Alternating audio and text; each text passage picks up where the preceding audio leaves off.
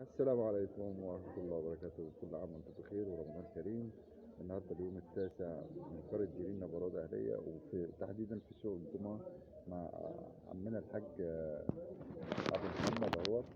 بسم الله ما شاء الله يعني. بصوا يا جماعة، الراجل دوت بيعمل كنافة مية مية، ولا فراخ الجواية بلاش يجيب سيرة الفراخ عشان الفراخ غالية. يبقى مية مية، ولا فول وطعمية من عند هنعمل فاصل ونرجع لكم تاني، والسلام عليكم ورحمة الله. عايز ايه؟ اه، ورينا مع محمد، ورينا مع محمد. بصوا يا جماعة، طبعا انتوا عارفين ان سوق الجمعة عندنا بيبقى سوق بسم الله ما شاء الله. شايفين الكنافة عاملة ازاي؟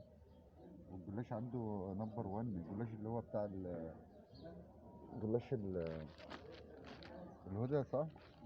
جلاش الهدى اهوت. الهدى بس جايه في الكاميرا معكوسه عشان الكاميرا الاماميه. في لونين اهوت، فوشيا واحمر، كنافه والقطايف. وعلى فكره انا طورت لك الفيديو عشان انزله على اليوتيوب.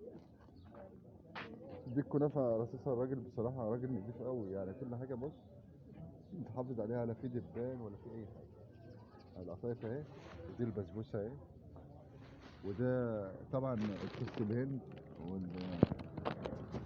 والسوداني، صح؟ وده بسم الله ما شاء الله اللي هو الزبيب يا جماعه. هو حاجه شغل فاخر من الاخر يعني. الراجل ده بصراحه يعني كل حاجه محافظ عليها. آه ويعني بسم الله ما شاء الله. ونعمل فاصل ونرجع لكم تاني، والسلام عليكم ورحمه الله وبركاته. على فكره الرسم اللي ورا دوت رسم انا والاستاذ علاء رمضان. السلام عليكم.